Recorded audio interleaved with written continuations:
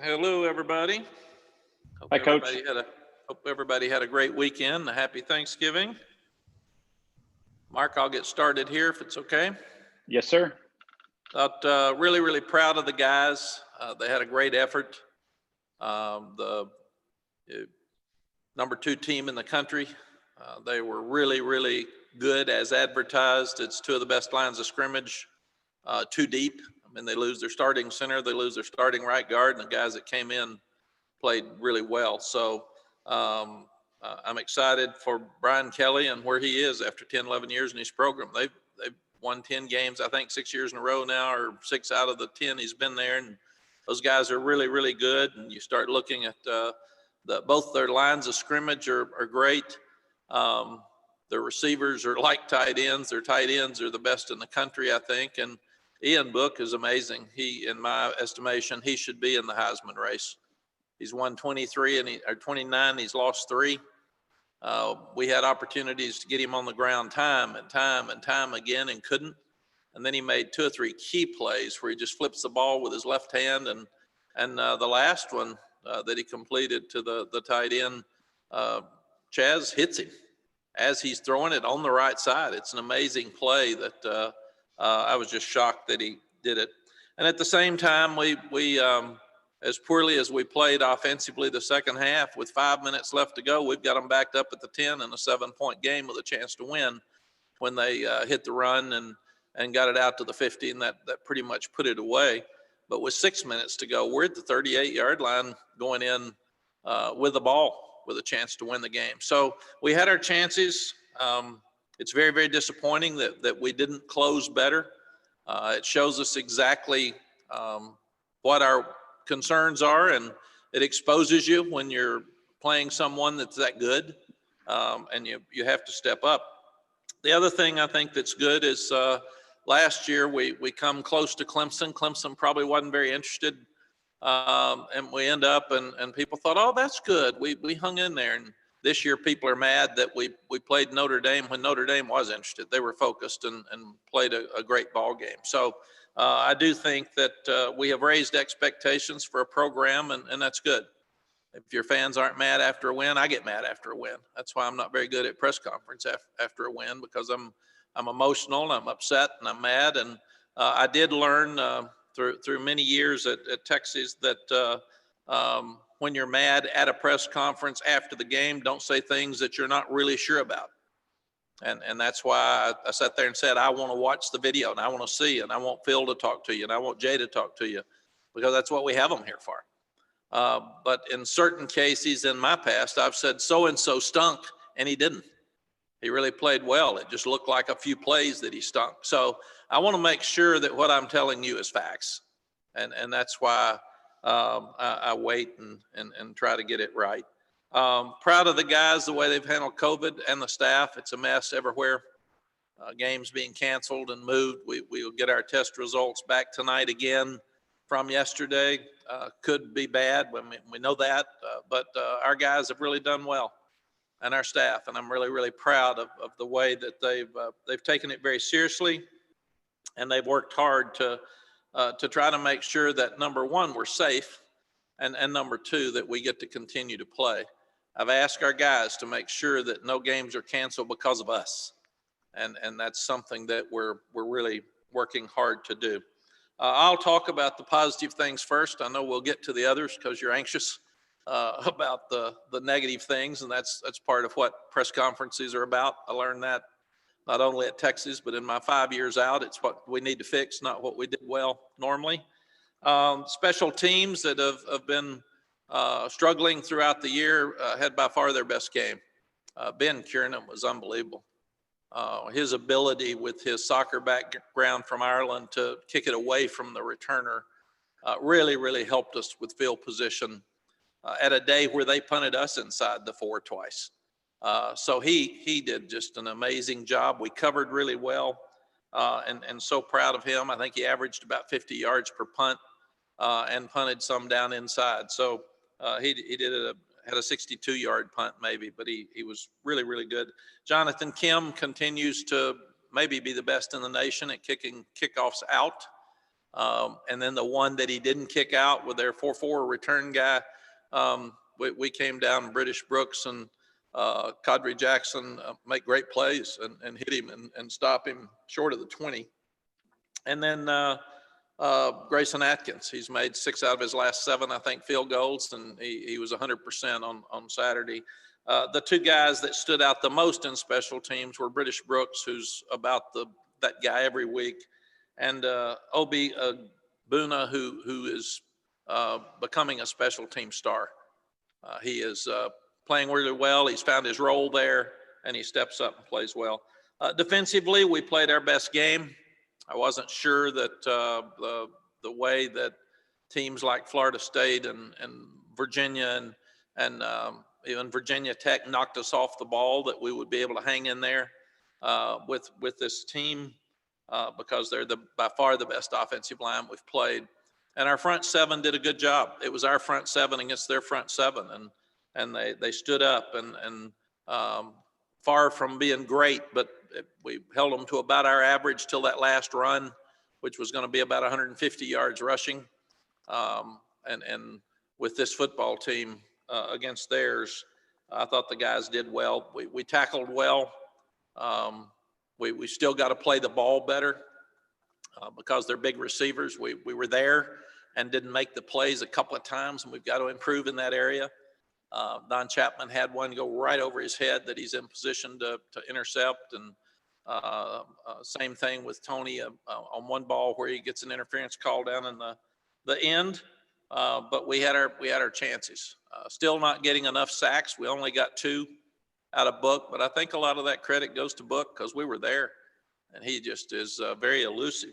And we're not forcing turnovers. I mean, it's amazing you can win games without forcing turnovers, but we're not turning the ball over.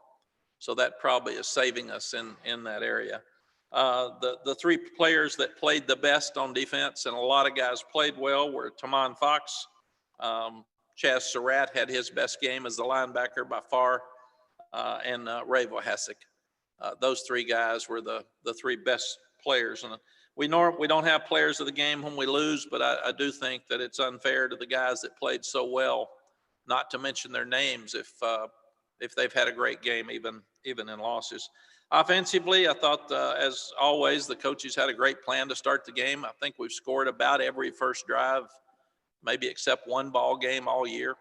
The first half was really, really good offensively. We went into halftime feeling good, and we came back out, and what I thought happened, and after the game, it happened. Their front 7 whipped our front 7, and we lost a bunch of one-on-one battles. So as players and coaches, we've got to go back and look at it. Could we have helped them more? We didn't give Sam time. Our advantages were our speed in their secondary, and we couldn't get the ball to them enough because of the sacks. Now, 2 of the sacks were runs that were tackles for loss, but we didn't have breakdowns. We had people get run over, and we got to get stronger. This is a great test for us to show us, if you want to be a national team, this is who you got to be. And we're not there yet. So we'll have another opportunity to show that in 2 weeks when we play Miami, because they're a national team. And right now we're not. We're a good team. We're a better team. We're a team that's improving. We're a team that's getting better. But we were not able to pull off the big upset when we had an opportunity to do it with even 5 minutes left to go in that game. The player that played the best on offense was Daz Newsome. He was very elusive in space. They couldn't tackle him, and he got us out of trouble 2 or 3 different times. So really, really proud of him. We talk about penalties each week. It's something that we've got to improve. I wrote them down for you this week. It's something I took all the penalties for the year by position, by player, and we're looking at them specifically to see who and why. And if a guy's not good enough to have 5 penalties for this year, then we won't play him. I mean, we've told them. We have officials that practice every day. We call out the penalties every day, and it's time that we stopped. Part of the reason you have penalties against a really good team, especially holding penalties up front, is when they're better than you are, and you can't block them. You have to hold them to try to keep them from getting to your quarterback, and that happened some on Saturday. because they're so quick and so good up front. So we had 2 holding calls. One of them, usually when you have a holding call or a sack, you lose a possession. And that's very, very difficult. And obviously that was the story of the second half. That's why we didn't move the ball and had to punt so much. But we had 2 holding penalties. We had a false start that took us from a 3rd and 5 to a 3rd and 9. And we were atrocious on 3rd downs on Saturday, because that's the best thing Notre Dame does when they get you in long yardage situations. And then we had 1 unsportsmanlike conduct where actually their guy pushed ours and we pushed back. So it probably should have been offsetting penalties when you look at that, and they'll look at that today. We had an offsides by a big freshman, redshirt freshman nose tackle that's inexcusable. You listen to the voice inflection instead of you're right there in front of the ball. I've always thought I didn't play nose tackle, but how can you move when the ball's right in front of you? Watch the ball, man. Come off on the ball. Don't listen to the voice. We had a holding call with the ball thrown up in the seats, and that was because we grabbed the jersey with the defensive back. We had a pass interference where the ball was overthrown again, and the guy's out of bounds, and we push him with the left arm instead of just turning our back and playing it. So those are things that we've got to learn. And then we didn't play the ball on another deep ball with a defensive back that was pass interference as well. And then the offsides on the 4th and 1, that's one that you just got to look at and see what you think. We obviously can't, we can't be in a position to even be called, because that was one that we should have known what was happening. Some people have asked, why are we playing Western Carolina? It was a 10+1 to start the year when we redid the schedules with the ACC. So they asked you to play 1 out of conference game. We wanted to play an in-state team if we could. Charlotte was not able to come because of COVID. So then we said, okay, we just won't play another one. And the ACC office told us that we needed to play another one because we had promised so many TV exposures. So then we thought we'd play it the week before Notre Dame, and we couldn't because that was finals week. And we couldn't even practice that week. We even had some finals on Friday and Saturday.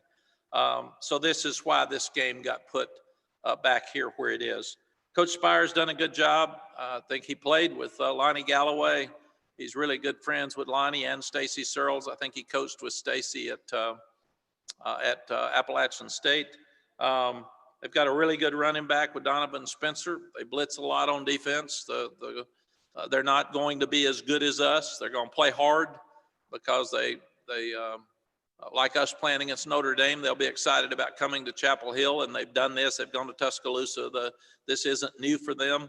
It's a strange year for them in that they're only playing 3 games, then they'll play their conference games in the spring. But the biggest thing for us is we got to get ready to play. And we can't be the up and down team that we've been some this year. And for our program to get where it needs to be, we've got to be excited about practicing every day and playing every day, regardless of who the opponent is. And this is also senior day. So we sat down at open date with all of our seniors and juniors that could possibly go to the NFL. And we tried to give them as much information as we could. If you're coming back, here's how much we think you would play right now.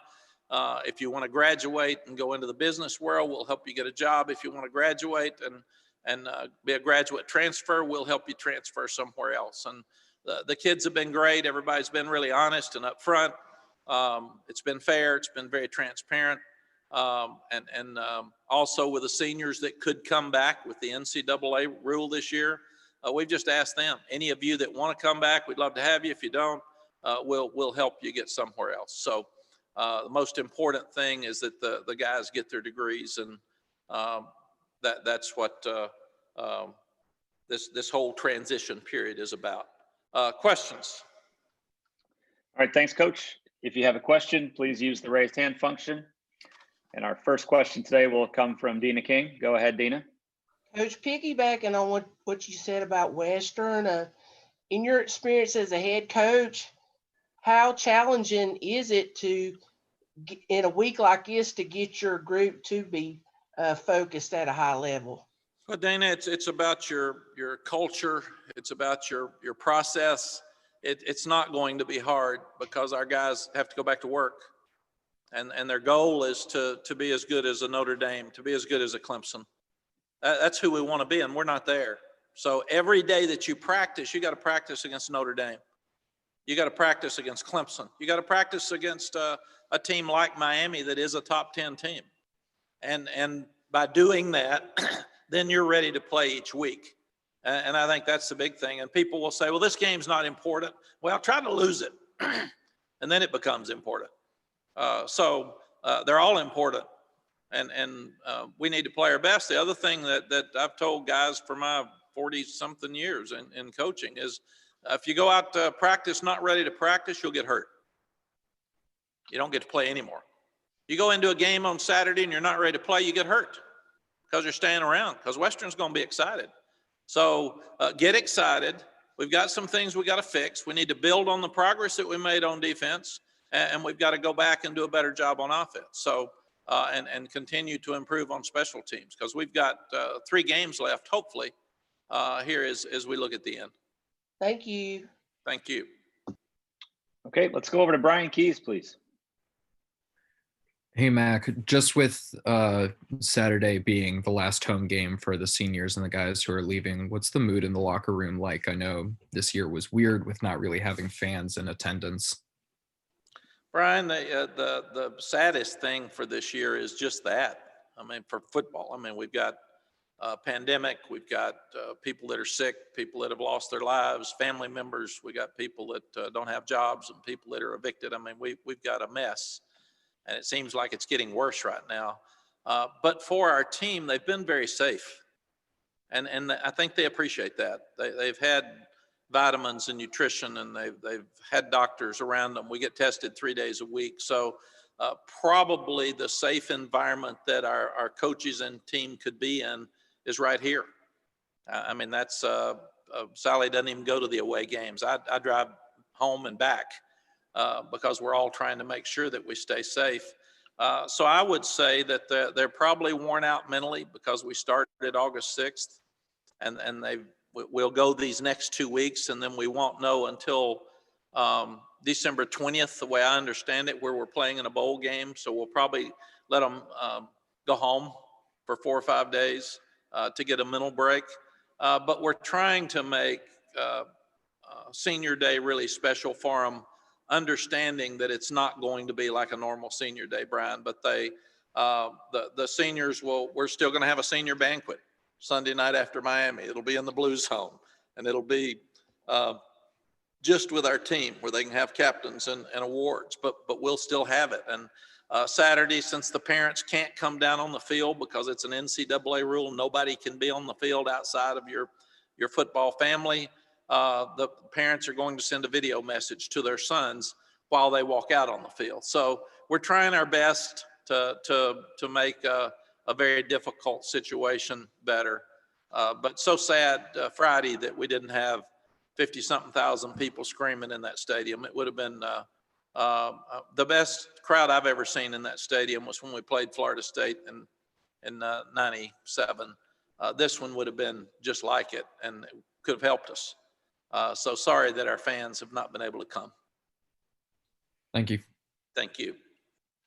Okay, our next question comes from Ross Martin. Hey, Mac, I know it's just Monday, but I mean, entering the Western Carolina game, is there an approach or a plan to play backups more, to play younger players? Do you have a plan in place for if you do get up early in the first half, third quarter, that kind of deal? Ross, it'll sound like coach speak, but you do whatever you need to do to win a game.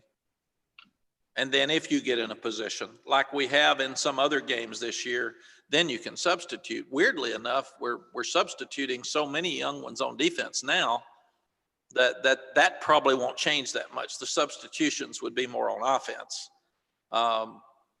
because you'd like to get your backup quarterback some work. And but right now, the most important thing is you got to win a game. Like I said, go into this one, lose it, and that's a different conversation next Monday. Yeah, it was very coach speak there. Okay, then building on that. It was a very dumb question too, Ross, because you knew the answer. This is public, Mac. You can't say those type of things to me. Excuse me.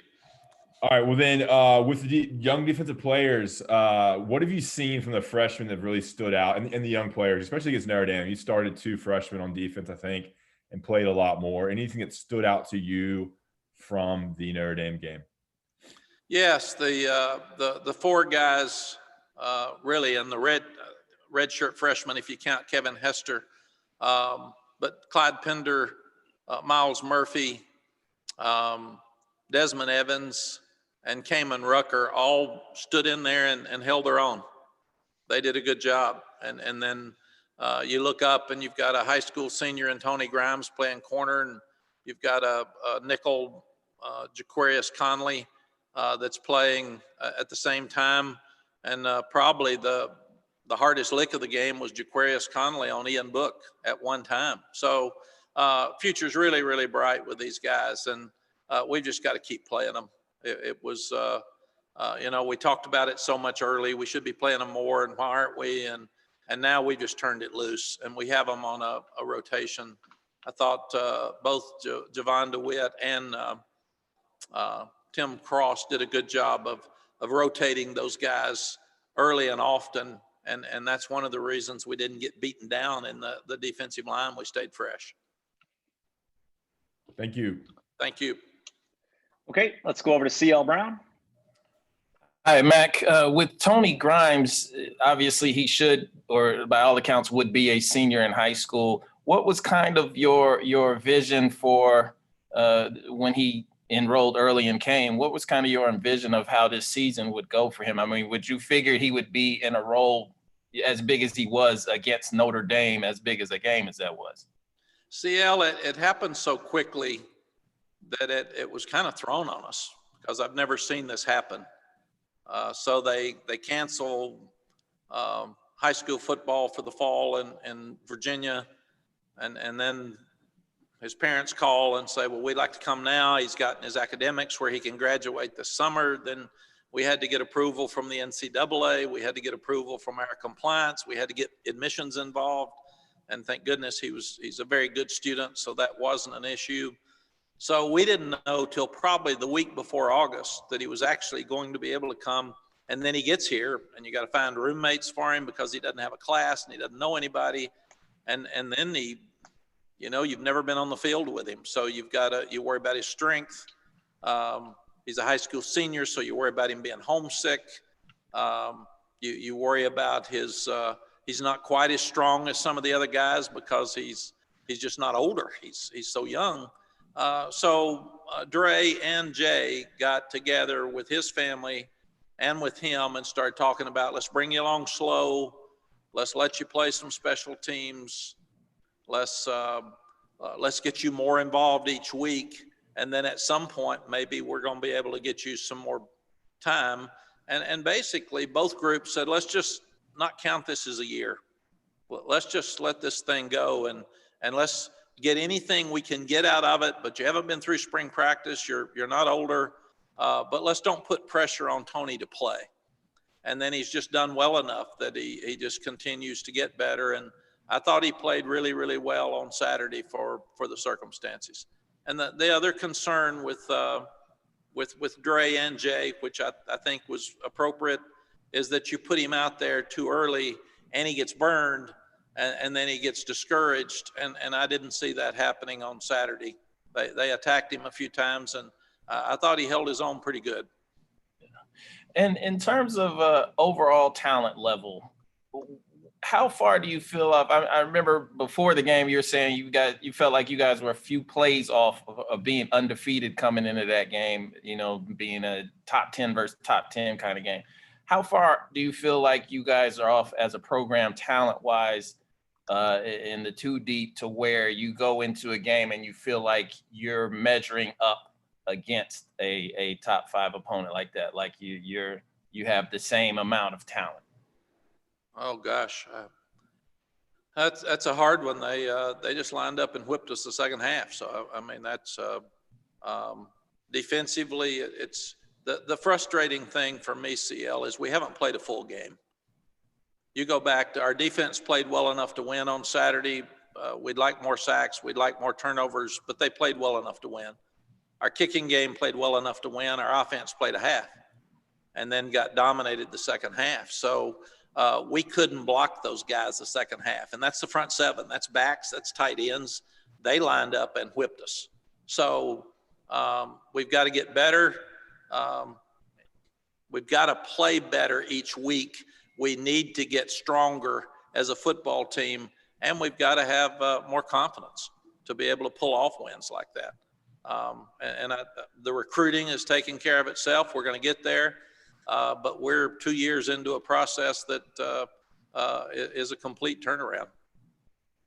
Thanks, so we're man. not near there yet. Okay, our next question comes from Jared Fialco. Mac, you mentioned some of the oddities that will encompass this week's senior day. Just curious, because of the NCAA mandate that this year does not count in terms of eligibility, is there a discussion that you're going to have with some of these seniors about whether or not they do want to come back? Because I know they don't count against the scholarships, but the NCAA didn't mandate that all schools have to, honor those scholarship agreements. Is there some kind of conversation you're going to have, or can you conceivably see some of these seniors that are being honored out there coming back for another year next year? Yeah, Jared, it's been direct, hard conversations in the 2 years that we've been here. And basically what the young people and us have decided is, if you're not playing, you want to play and you're working really hard, let's get your degree and we'll help you get somewhere else if you want to keep playing. And that's what it's been. If they're playing, it's not any discussion. They can come back. If they're not playing, they don't want to come back, but they want to get a degree from North Carolina. So that's more than anything else. Kids want to play. And even some of the younger ones, if they're not getting to play at all, or they're not having an active role, or even if they're playing some and they think they should be starting, we've told them that's your right. We're going to be honest with you. We're going to be fair. If your coach and I don't think you're ready to do that and you want to do that, I got it. We'll help you. So we've tried to be as honest as we possibly can as a group. And these kids have been incredible.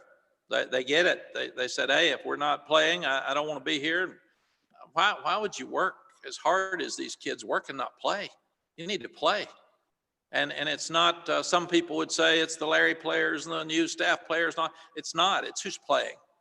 And that's what we've got to get down to. So I think the biggest thing is that we're in a really good place mentally with these guys, and with the honesty. We're going to help anyone who's not playing here that wants to leave, whether he's graduating or not. I'd hope they graduate. That would be better. But if a young one wants to leave, then we're going to get on the phone and we're going to call the schools he'd be interested in and tell the coaches why they're not playing here. It may be that there's a lot better player in front of them and they're good enough to play. But we're committed to trying to help every player. I thought Roscoe Johnson's one that comes to mind. He's played some at Louisville this year. He wouldn't have had a chance to play as much with our receiving corps because they're really good. But Roscoe was able to go to the bowl with us. He transferred. He went back to his old coach in Gunnar Brewer, and he's happy and playing at Louisville. We stay in touch with him. So I know Cade Fortin, he hurt his shoulder, and I had a text conversation with him down at South Florida. So KJ Sales and I have gone back and forth some with conversation. So you try to help the young guys because it's about them, and then you try to keep in touch with them after they leave. Thanks, Mac. Thank you. Coach Brown, thank you so much for your time today. Thank you, guys. Have a wonderful day.